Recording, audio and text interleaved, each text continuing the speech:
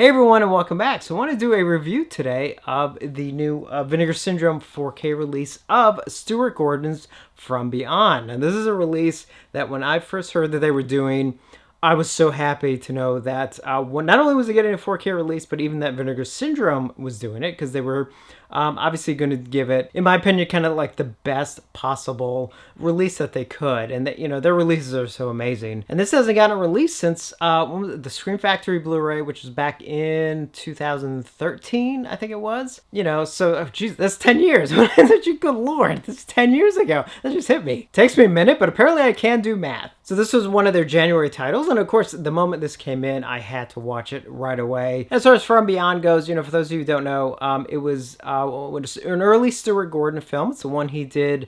Did he do it right after Reanimator, or did he do it? I can't remember the exact lineup. It was either Reanimator then From Beyond, or Reanimator maybe Dolls and then From Beyond. But From Beyond is kind of funny. I would sort of almost consider it like it's his Casino. Like with Martin Scorsese, you know, you have Goodfellas, which is a classic, and then he sort of then when he did Casino, he's kind of reused. You know, it was a different story and everything, but obviously the elements were very similar to what he did in Casino, even obviously using a lot of the same cast members. And I think it took a couple years before people really got to sort of, I think, appreciate Casino for being its own film, and the fact that it actually, because it uses some of the same things as Goodfellas, you know, I think people didn't fault it, you know, like they may have originally. I think the same thing with From Beyond. Not that From Beyond was ever like disliked or anything, but I think at times it was kind of like, you know, Stuart Gordon's Casino compared to the, you know, his Goodfellas being Reanimator. Because again, same thing.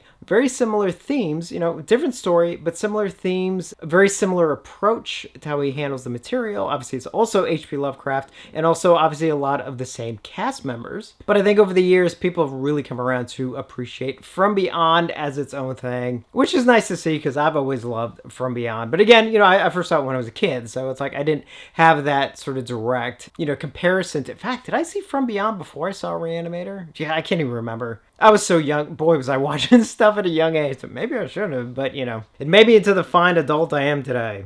So let's get into this release. So first of all, this is obviously one of their, not like super deluxe editions, but obviously it is a nice edition. It does have this amazing slipcover, so I'm going to cover the packaging. As you can see, there's the slipcover with that new artwork, which is absolutely insane, but I do like that it utilizes the color scheme that is used in the film. And there's the side with the title right there, and then there's the back, kind of a continuation of that crazy artwork as well. And then on the inside, you do have the option to have that new artwork on the cover. Luckily, Vinegar Syndrome, as well as other companies as well, which I do appreciate, they do give you the option to flip the inside to the original one-sheet artwork, which obviously I did here.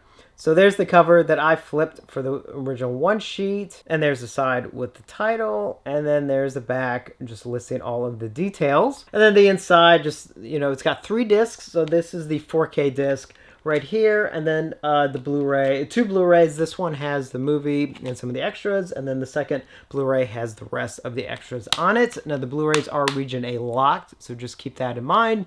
If you are interested in getting this, if you're outside of the US or Canada, you know, you may need a region-free player. So this got a brand new transfer from the original camera negative, and this is also the uncut version. So it does have a couple extra seconds of gore that was edited out for the R-rated cut that released theatrically. Now this does not have the theatrical R-rated cut, it only has the unrated cut. That doesn't bother me because then the difference is literally only a few seconds. I only have an issue with that if a different cut of the film, you know, if it's unrated or a director's cut or something, it's so kind of drastically different, like it has extra scenes or anything. I like having both options, but in a case like this, since it's literally just a couple extra seconds, not a big deal. Now those extra seconds do actually comes from work print. Now, if you're not familiar with the work print, basically when the process was film, you know, all the way through, what they used to have to do, so basically, you know, you shoot the film, it, you know, it goes on the negative that's in camera, that negative is then taken to a lab, it's processed, and all that raw footage is then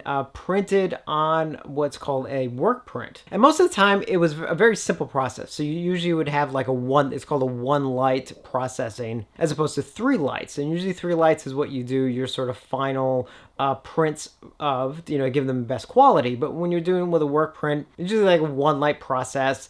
And just so that you could just edit the film, kept the cost down. In fact, even in some cases, the work print, the original work print footage that they worked with wasn't even in color sometimes, depending on the budget of the film. And then you edit that footage, and then, you kind of go through the whole editing process and all the multiple versions. And then finally, once you get to the final version where it's done, then that final edited work print then goes to a negative cutter, which in case you see that title in the film, in any film credit. That person then goes by the edits in the work print and edits the original negative to correspond to the edits in the work print. And then from that, you process that and then create basically like an inner negative, and then the inner negative is what you go and make prints from, so that you try and keep the original negative as pristine as possible. Now, I'm simplifying the process. Obviously, there's other aspects to it, inner positive and things. I'm trying to keep this as simple as possible. I know some of you who are more technical savvy also will be like, wait a second, you're forgetting. Like, I'm just trying to keep this as basic as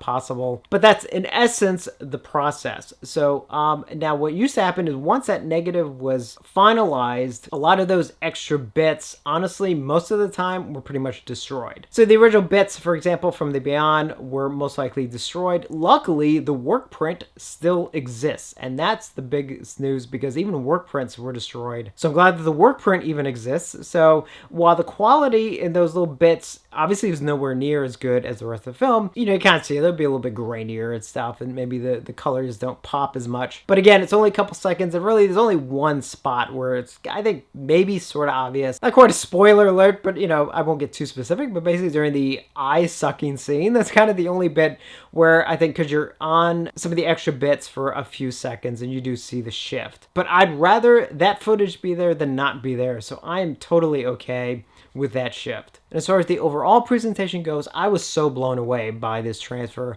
Wow, does this look good?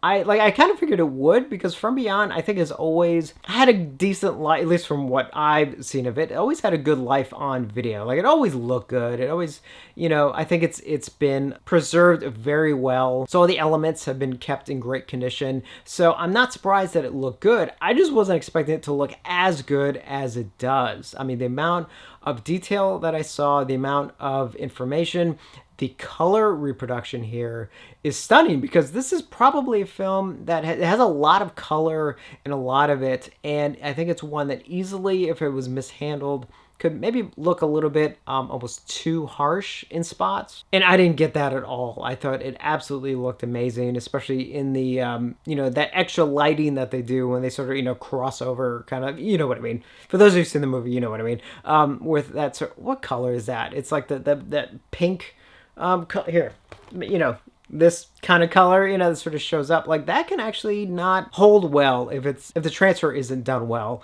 but it is here. It absolutely looks stunning. And you get two audio options, which I was very, very happy about. You get a 5.1 surround mix, which I think is the one that's actually been around for a little while, and you get the original 2.0 stereo theatrical mix. Thank you very much, Vinegar Syndrome. And the audio just sounds great, and it's clear. Just a fantastic visual and audio presentation all around. And as far as extras go, it ports over. I was actually kind of surprised, because I wasn't 100% sure, but I had to go through everything.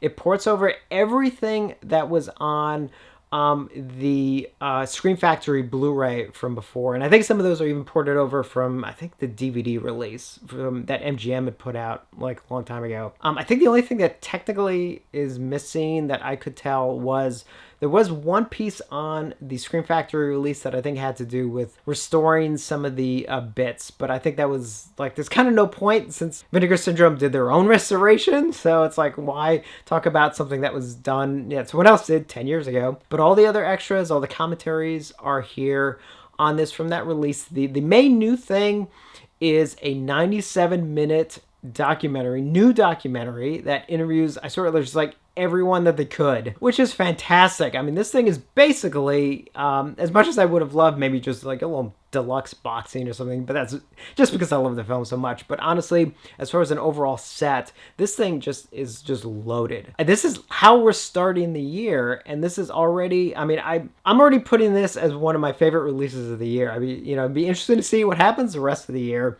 but right out of the gates, this is for sure, it's going to take a lot to knock this out of, I would say like my top 10. Because I was so impressed. I mean, just when I was watching the film, I was just like, oh my gosh. So if I have to do a rating, again, I'm still trying to work out my rating system. But honestly, so let's see, picture, I'm going to give it a full 5 because I was so blown away by the picture of the film. I just thought it really looked fantastic. This is a great transfer and a great restoration. The audio is solid. I mean, I'm trying to think, like, it's not audio that you use to like show off your, surround system or something, but it's like, it's just a good, solid preservation of audio and presentation. I mean, give it a 4. But it's like, I also don't want to fault it, because like, it's not a negative, because I'm giving it 4, like it's not a negative. And I don't want them to like change it to, I'm going to give it a 4.5 because I actually want to say that they did the right thing here. It doesn't need like a Dolby Atmos track or something insane like that. And as far as extras go, I mean, I'm going to give it a 4.5 only because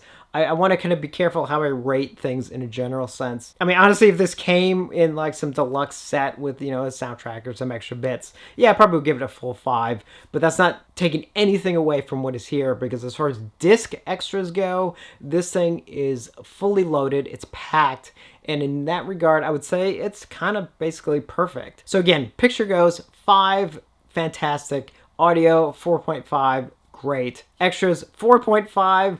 But honestly, you could also call it a 5. That wouldn't have any problem with that because it is, like, again, jam-packed. So those are my thoughts on Vinegar Syndrome's new release of From Beyond in 4K. Definitely let me know what you think if you got it. Actually, I know a couple of you have already gotten it. Right out of the gate, like I said, it's already one of my favorite releases of the year. I know the year's still early, but still. If you have any questions, definitely let me know. I'll try and answer them as best I can. And as always, thank you for watching, and I will see you on the next one.